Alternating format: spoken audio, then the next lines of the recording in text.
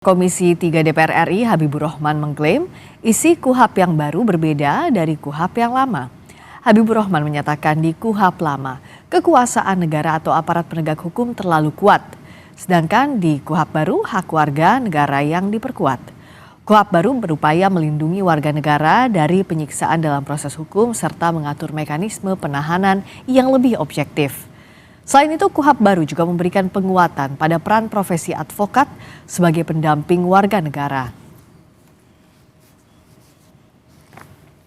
Di KUHP yang lama, negara itu terlalu powerful, aparat penegak hukum terlalu powerful. Ada di gambar yang sebelah kiri ya, yang merah itu. Kalau di KUHP yang baru ya, warga negara diperkuat, diberdayakan, haknya diperkuat ya, melalui juga penguatan profesi advokat sebagai orang yang mendampingi warga negara. Kemudian di KUHP yang baru ini kita sudah melakukan akomodasi maksimal terhadap kelompok rentan ya. Dalam RU ini kita mencantumkan pengaturan spesifik untuk kelompok rentan, penyandang disabilitas. Ketua Komisi 3 DPR RI Habibur Rahman juga mengungkap KUHP baru melindungi warga negara dari penyiksaan selama dalam proses hukum.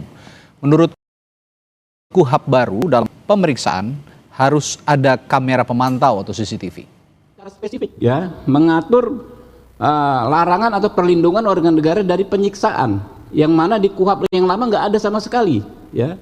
Jadi kita bayangkan kalau KUHP lama terus berlangsung hingga saat ini, tiap hari akan ada korban.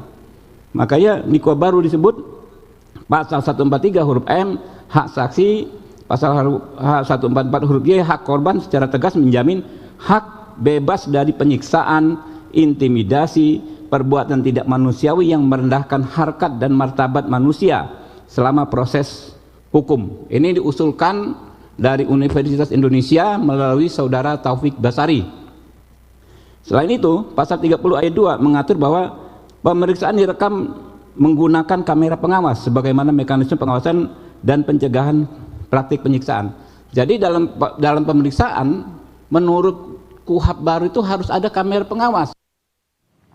Hal baru lainnya di KUHP baru menyebut seseorang bisa mendampingi advokat bahkan sejak belum berstatus saksi. Advokat juga bisa menyampaikan keberatan terhadap proses hukum yang dijalani kliennya. Nah, di KUHP yang baru, seseorang sejak awal bisa didampingi oleh advokat, bahkan ketika belum berstatus sebagai saksi, baru pemberi keterangan pun sudah bisa didampingi oleh advokat.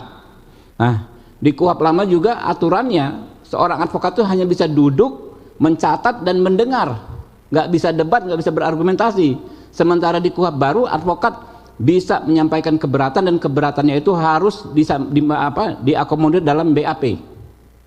Jadi kita bisa membayangkan nanti advokat kita seperti advokat di film-film Amerika, bisa debat dengan penyidik membela kepentingan kliennya. Masih di tempat yang sama, Habibur Rahman juga mengatakan KUHP yang baru mempertegas aturan restoratif justice, di mana penyelesaian masalah dapat dilakukan dengan mencari titik temu antara pelaku dan korban sehingga tidak perlu diteruskan secara hukum. Ya, keadilan restoratif ini adalah intinya penyelesaian masalah antara pelaku dengan korban untuk mengembalikan kerugian korban tanpa melanjutkan ke proses hukum. Banyak sekali perkelahian remaja misalnya, orang yang sudah damai tapi proses hukumnya sering lanjut ya kan ya, pertengkaran tetangga antar tetangga, orang yang sudah damai tapi proses hukum berlanjut. Ujaran ya, yang sekarang disebut ujaran kebencian, orang merasa dicemarkan nama baiknya, tidak dimusyawarahkan tapi prosesnya bisa berlanjut. Dengan KUHP yang baru itu ada yang namanya mekanisme restoratif justice, bisa bertemu, dipertemukan pelaku dengan korban, dicari titik temunya sehingga nggak perlu lanjut ke proses hukum. Ini nilai-nilai luhur yang sejak zaman dulu sebetulnya juga sudah ada, tapi baru kita atur secara tegas dalam KUHP ini.